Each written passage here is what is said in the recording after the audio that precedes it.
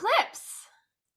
The eclipse itself was pretty chill. But you know, a lot of things around that are going on. I know Pluto also was retrograde for a lot of this year and went direct this week. And so it felt like there's just a lot of transitioning going on. And I feel like that's sort of my like easeful way of describing like people are just exiting, like you know, people are having big transitions in their lives, or they're choosing to move on to another realm and dying. So we're just having a lot of ups and downs and transitions that are just part of this whole like death and rebirth portal that we seem to be in right now. And I'm sort of energetically exhausted. I don't know about anyone else that might be listening, but it's just been a lot this year. It feels like a lot of change and transformation, but also you know, just can we get a break? Can the eclipses, can the planets just take a nap where we can just lay down and, you know, for a few weeks and integrate without like the next major thing happening? So Did yeah. you feel like, was it palpable to you when Pluto went direct? Like, did you feel a shift? I didn't feel one like in an embodied sense, but what I did witness was a lot of just sort of news coming up, you know, in our personal reality of family members or friends that were having like big shifts, you know, either physically, having some kind of health issues, or um emotionally, like dealing with a lot of like turmoil in their relationships and things like that. Thankfully I've put a lot of work into creating like a peaceful bubble for myself. And so it's kind of been, you know, outside of me, it's all been around me. And I know it's sort of people having a lot of initiations that are going to bring them into a deeper state of consciousness. But I feel like for myself, it's, you know, always kind of an initiation personally of being able to witness what's going on around me and outside of me without getting entangled in it. And it can be really tough when it's friends who are, you know, needing to vent, or family members who are having issues, and you know, you want to feel for them but also not take that on personally, where you're feeling that sadness and then kind of wondering like, what is this isn't mine. So navigating that, you know, the empathy but neutral compassionate detachment is, you know, quite a dance right now for sure. Yeah. It's interesting that you say that because that came up for me this week as well. And so Pluto hit my sun exact in March. So I'd been in this Pluto cycle, like this very conscious, on the nose, dance with darkness, like there's no getting out of it. And I had, now it's in Capricorn again, but I'm just waiting till January where it's like, eek, it's going to happen again. But I felt this big lift Mm, when it went direct, and I felt, personally, I felt freed up from some like more negative reactions. Like it's mhm, since it's shifted, I feel way more neutral, and like, oh, neutrality is super fun. And I see all these situations where like I could get pissed, and I'm like, no, neutrality is more fun. Let's just like hang out in neutrality. So there's a little bit of a gift that I'm getting. But I did notice, in terms of like hearing friends vent, and I know everyone's going through it, um, of like putting up a boundary where it's like, my ear is not your trash can, and like I love you and you can choose to grow or not, but like I'm not an ear for all your complaints and like why you're the biggest victim. Like we've hit the wall on me being a compassionate ear for this. So that felt like it shifted a lot of other things by speaking to that in the past few days. yeah, I mean, it's interesting you say that, because I have a very similar experience myself of having to hold boundaries with friends who just are in a kind of reality, in a situation that they don't really want to change. Yeah. Um So just like you said, having to say, okay, this is, I have to draw this boundary, and it can be painful. How do you say it? Like, what is your approach? Because it definitely feels like an edge for me these days of like, I don't want to control other people, but I also don't want to enable behavior that I can see that isn't serving them, but that's also my judgment, you know? So how do you handle that? You know, with as much grace as I can muster, you know, it's, I think being really honest in the moment right now is so important. And being able to really just say what's on your heart straight up, like not beat around the bush and not beat around, you know, their kind of potentially fragile, you know, emotional state. Just say it like it is. And you know, no, trust that, like you said, it's gonna free up areas in other ways that are, you know, plugged up because of that gunk that that relationship's bringing in and holding right now. Yeah, totally, totally. So, around the eclipse, like, have you noticed any new, like, superhero powers coming online? Any glitches in the matrix or the timelines? Like, from your witchy perspective, how are you experiencing this? Well, I will say, you know, and I'm not a big fan of dualistic language, as I know you have definitely supported me in before. But I have noticed that uh there are a lot of realities and timelines like available right now, right? So there is like a timeline you can be very in and focused on, that's um you know, destruction, violence, sadness, grief. Um, and there are other timelines available. There is like a very peaceful, easeful timeline available. There is sort of a blending of the two where um, you know, you kind of are like looking at a snow globe, like looking at that destruction and chaos, but not really a part of it. Um, and then sort of like ranging all around in between all of those. So you know, I think it's becoming more clear to me that there are so many realities available, and that we have the power to choose what we want to play and what we want to dabble in right now.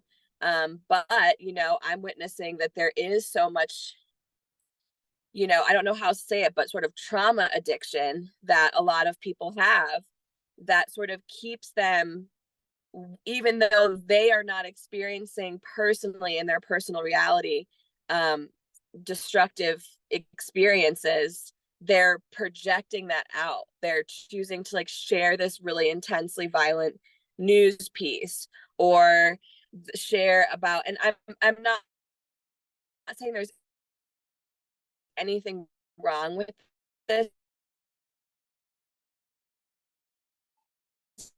at all.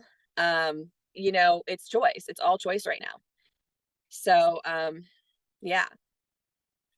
Yeah, it's interesting the timing of the eclipse and all this crazy astrology, and then distraction of the week, the year, the season, like whatever it is, like happening at the same time. And it has been interesting. Like this past week, so many people have reached out and they're like, "Are you okay?" And I'm like, "Of course I'm okay. I live in New Mexico. Like everything's fine." Like it's so odd how, and I like how you said trauma addiction. It's interesting to see people like cling on to that. And yeah, this I feel like whatever this one is interesting because I see the people who I follow online who I respect, who have the past few years been like very vocal and very forceful. There seems to be this through line of like, we don't really know what's going on. Like, how about we just all like take a step back? We don't have to take sides. We don't have to really get into this. So it's interesting to see like the through line and who's making that choice.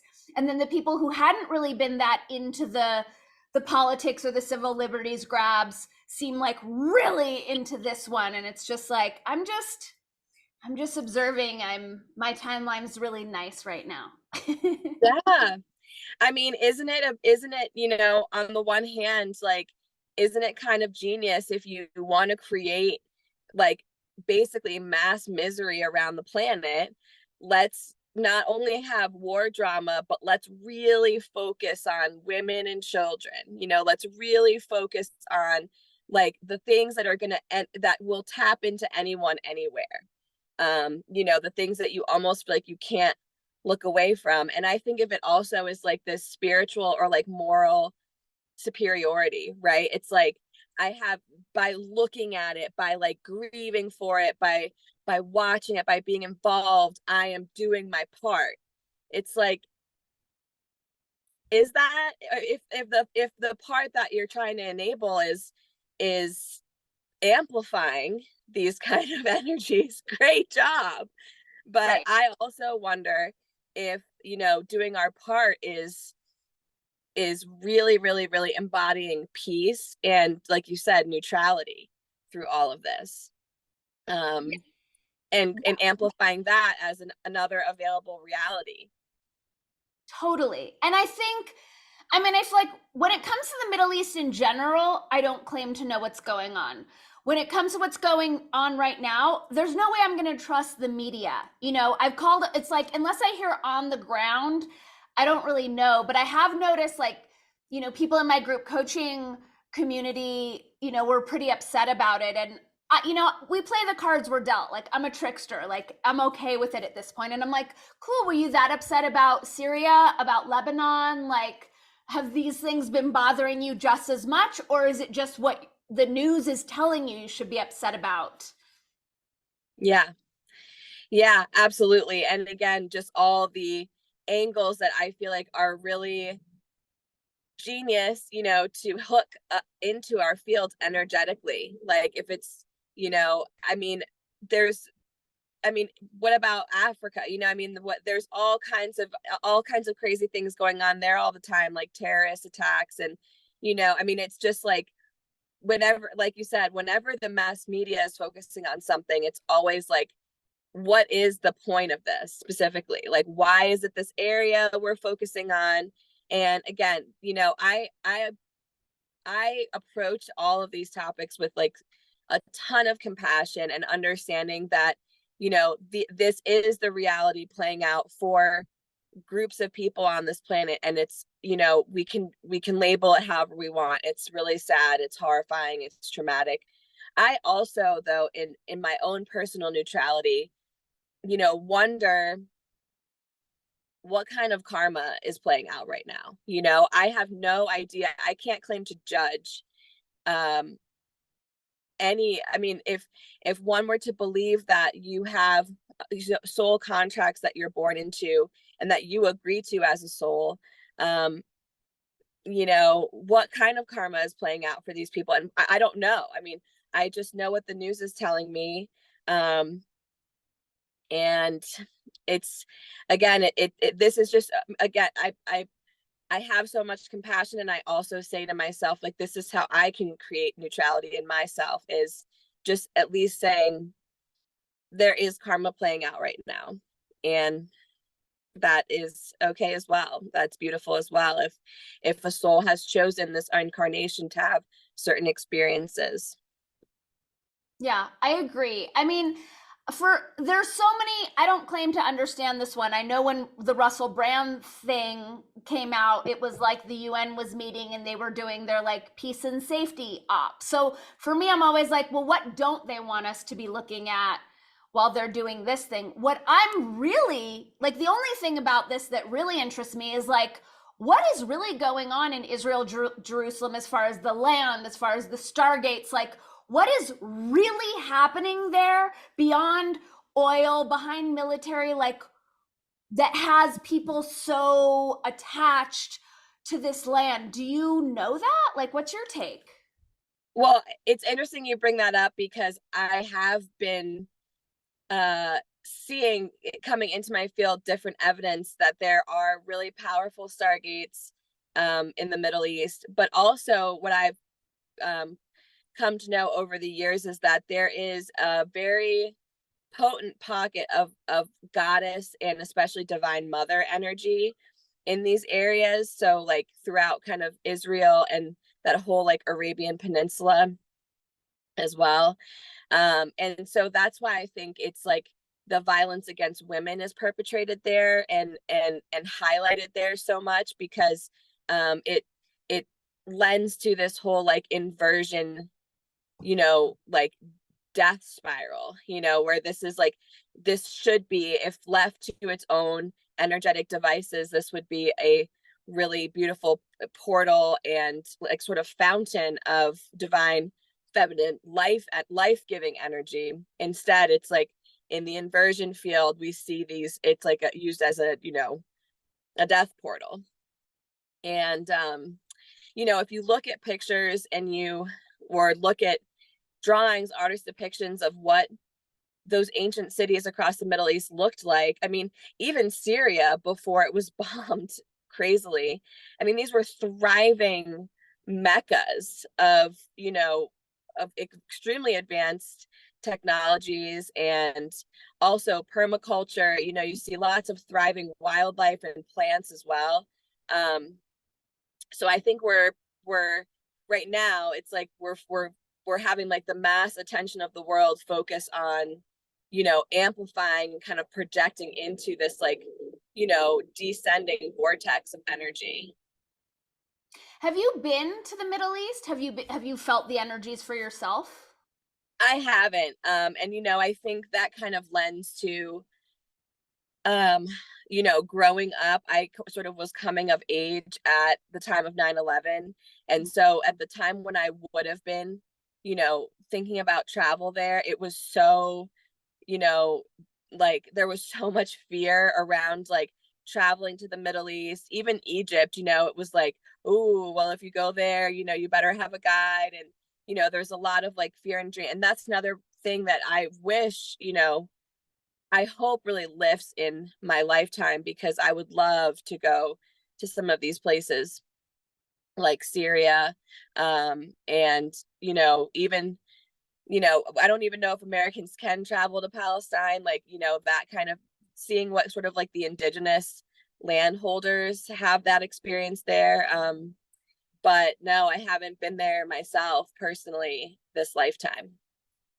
I haven't either. I first got really obsessed in my early 20s. I read this book about these researchers who kind of followed Moses's exodus, and I became really obsessed with the land in Saudi Arabia. And I was like, I want to feel that land. And I actually have giant map of the Middle East on my wall that I just study. And I don't even know why I'm doing it, but I just stare at it. And I'm like, there's something there. And what I would love, I dream of like getting my favorite like conspiracy out there weirdos and getting a boat and just like sailing the Iberian Peninsula and like docking and exploring and coming back to the boat and comparing notes. And then I dream like there's got to be a way to like there's got to be a portal from New Mexico. I'm sure of it in my mind that like takes us to Portugal or takes us to Turkey or like wherever it is. I do have an obsession, but I also know I really don't do well in Muslim countries. And I've tried so many times, but it doesn't. I'm not good at like shutting up or being, you know, all the things. Like every time I've traveled, if it was like Morocco or Jakarta or like wherever it was, I'm just like, this feels gross and I just want to like act out, and I would probably get myself like shot and killed. Well, don't underestimate the power of, you know, having a map that you're looking at. That is another grid working technique, you know, where we kind of, in a way, we can do it, of course, sleeping, but, you know, actively in our waking life, we can kind of astrally project ourselves. And so if you are witnessing that you're standing in front of a map and anchoring in on a place and kind of feeling your essence there, I wouldn't, you know, I wouldn't discount that as some kind of energy work that you're doing on that place as well, like lending your essence and your attention to that area that you're feeling, you know, called to focus on. Oh, that's interesting. Thank you. I love that because I'm like, why am I doing this? Like, why am I obsessed with just like all it's in my hallway? I'll just sit there and I just stare. And like, I don't have any travel plans. It's nothing like that, but it's just something that I'm really drawn to. So thanks for Yeah, that. absolutely. I mean, it's you are there, you know, part of you is kind of there. It's just that, you know, as you mentioned, you know, if physically it feels challenging to be in a place like that because of your nature, it is very possible to send yourself there, essentially, like send a part of your essence. I would just, you know, make sure that whenever you are done engaging, that you're calling all of yourself back to yourself and making sure you're not leaving any parts and pieces, you know, out there in those, in other realms. I appreciate that. What do you know about this inverted reality we're living in? Like, one thing that I wonder is, was it always inverted? Did the inversion come in at some point? And what will this reality be like when we're liberated from the inversion? Like, what's your knowingness of this? Well, in my perspective and my understanding, the inverted matrix was something that was put in place a long time ago when so I think, you know, probably yourself and a lot of your listeners are familiar with you know, genetic experimentation that was going on for humans and things like that, to create Homo sapiens and to create, you know, this kind of race of beings that, you know, for different groups I think had different purposes for creating humans and for creating these hominid species. But it's my understanding that the inverted matrix was something that was put into place around the time, you know, so you know, we could call it millions, thousands, however you want to, you know, a long time ago, um, to basically create a system that is where entities are able to feed off of it through the, you know, energetic releases that are, so humans are extremely powerful energetic frequency holders. And so even though it was a small group of beings that created and kind of powered up this matrix, they were able to create a system in which it was life-giving for, they were siphoning off life for themselves, you know, and creating a reality that was not a thousand, you know, not really sovereign. You know, we kind of have these illusions of choices, but the inverted matrix kind of is a framework through which things are, like, you know, are limited. So if we had just like the organic templates, it would be like, you know, if you imagine, like, it would be Nikola Tesla all over the place. It would be unlimited energy. There would be unlimited, you know, like life giving force fields. There would be, I think we would experience much longer lifespans, because there's many races out there in the universe who live to be, you know, individuals live to be 400 or 500 years old, you know, through being able to harness different energetic techniques. And so like that would be available to us as well. Um, and so instead we have, you know, this inverted matrix that is kind of where everything is sort of inverted. And it's basically so that there are, it can, the energy can be siphoned off. So, you know, I think a lot of like the Matrix, where, you know, Neo is like, in the first one, he's like plugged in this little pod and he sees all these other humans around him and the machines are like harnessing the energy of humans. Like that to me is real. It's just that we're not gonna, I don't think we're gonna be unplugged and wake up in an alternate reality. I think the unplugging comes from ourselves and from within. And you know, we wake up to the fact that, wow, my energy is being siphoned off in all these different areas that I'm not necessarily actively choosing.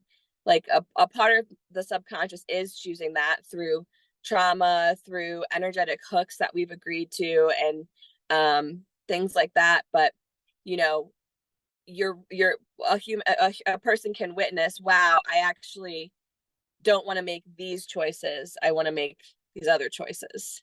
Yeah.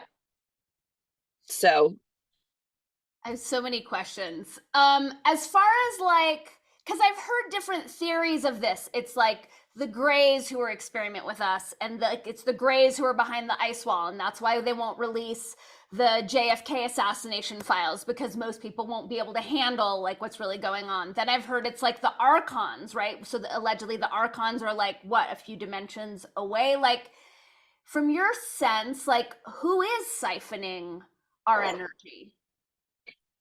I personally believe it's a few different groups that are working together. So again, from what I've understood, the Greys are a specific race of beings that come from essentially like a future timeline in which their race has gone extinct, and so they sort of traveled back. Even though time is all relative, they've traveled back to recreate basically and restart their own race. Mm-hmm. So they're the ones that are kind of doing a lot of abductions. They're the ones that are doing like, you see like mass animal slaughters. They're like doing a lot of tests, and they're trying to figure out how to recreate like a kind of and restart their own species. Yeah. And again, we think of all these beings as, I could think of them all under like the service to self heading, right? So you have like the law of one, the idea that we are all one and that we all serve, there's just, we're all one organism. And then, there's other beings who believe that they are separate, they're outside of that. Yeah. And so that's kind of all under the service to self being. So there's also the archons, which in my understanding are sort of astral beings that again are, you can label it whatever you want. You could say like demonic energy, you could say like different like ghostly entities and things like that. They're going to be not necessarily manifesting fully physically in our reality, but they are existing on the astral, and they are also siphoning off energy. They have removed themselves from source energy and actively chosen to become sort of parasitic to humans or places or land areas, things like that. And then you also have the reptilians, who I think kind of fall under like the draconian race. And again, like with the draconian race, you kind of also, they're not I'm not referring here to like elemental dragons. These are a race of beings that have existed for a really really really long time, and they were kind of like the, if you look at like Alien or like different movies like that, they're like the ones in the dark scary ships that like go around and blow up planets. Yep. So they also are present here, and they, I think, are the sort of shapeshifters that maybe people see in government. Like I think a lot of government officials, higher level government officials are reptilian. People who are like in presidency, I think, have also had reptilian souls. One thing about reptilians that I've heard that's interesting is that when they incarnate into human form, they don't have amnesia. So they know who they are and what their missions are from birth. And so they have like kind of been able to circumvent that amnesic thing that we all sort of feel like we're under when we're here.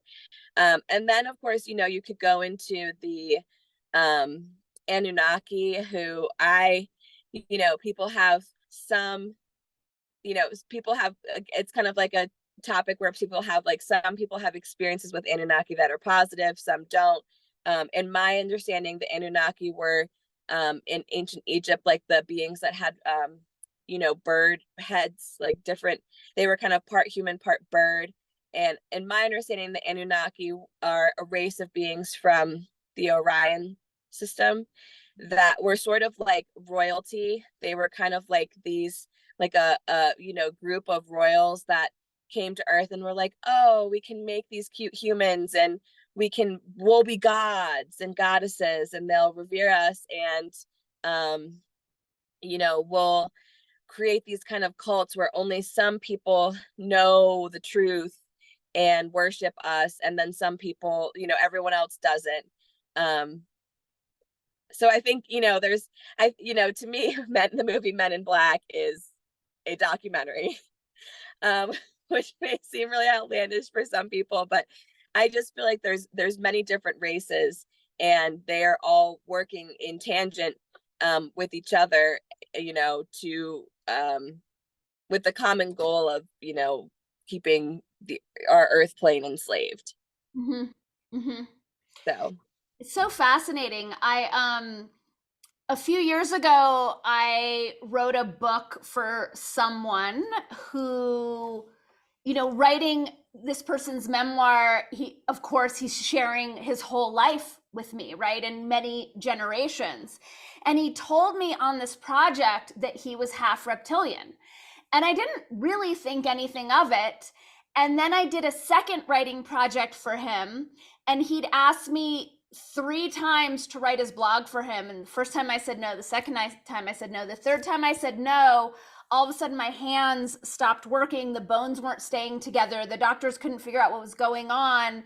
Like I had to tape them like a boxer just to finish the project.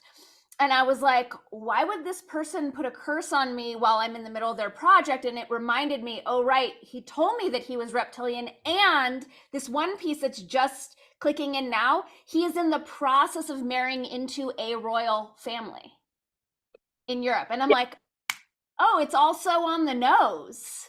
yeah, absolutely. I mean, that's the other interesting piece of this is that when, what we know of is today as Homo sapiens, when we were, when Homo sapiens were being created, all of these factions. So you also have, of course, like Pleiadians, you have Andromedans, other groups, the inner Earth beings as well. You have all these groups that came together to create this quote unquote master race.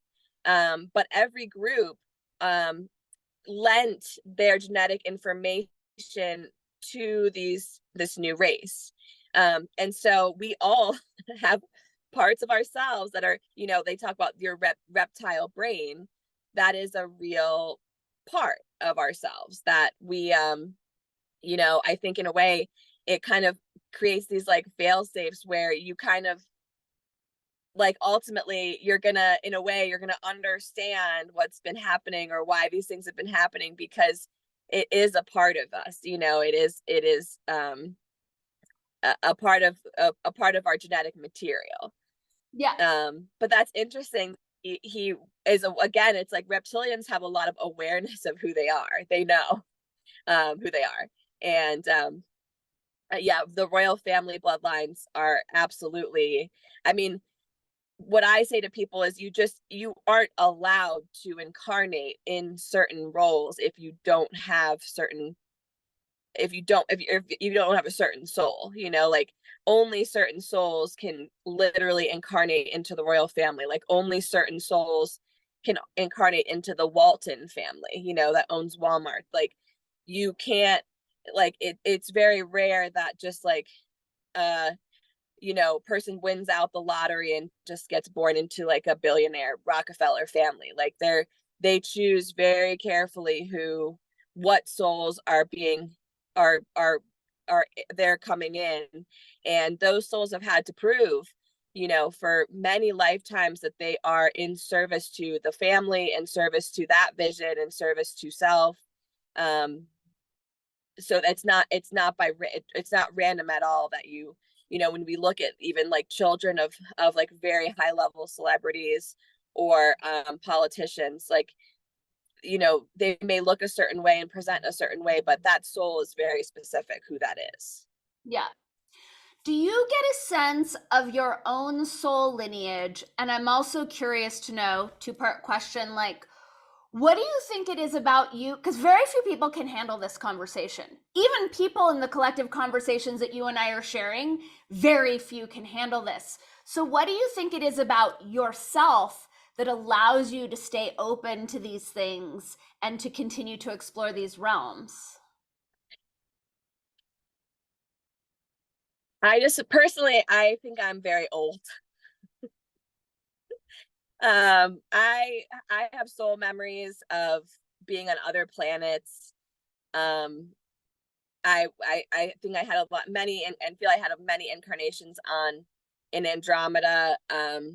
And I just feel as though I have been, I have soul memories of experiences of these different groups from you know, it that just are with me.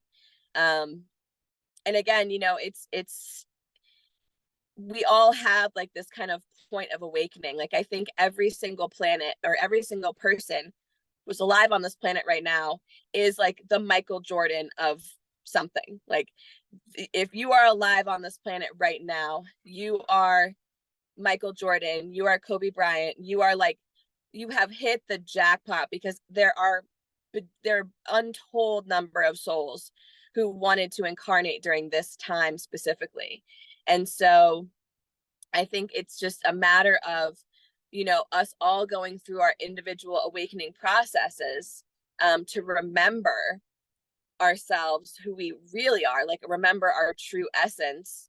You know, of course, which is really at the end of the day is source. You know, we are all this one being that we can tap into and experience from time to time. But you know, we're all having these unique experiences as fractals of that oneness.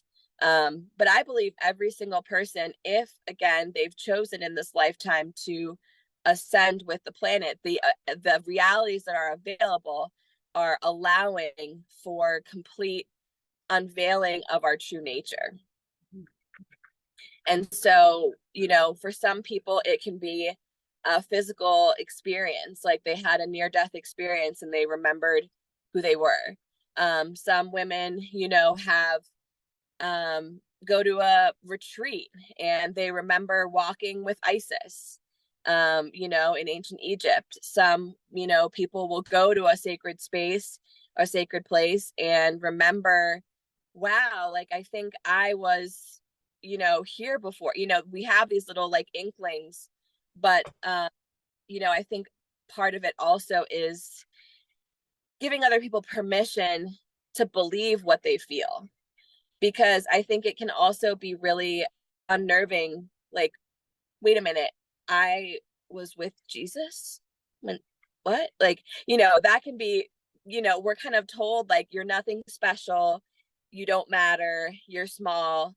And so, you know, when I think people have like these flashbacks, or even I've had flashbacks of other lifetimes, I'm, you know, it's easier to just dismiss it and be like, I'm crazy, this is imagination.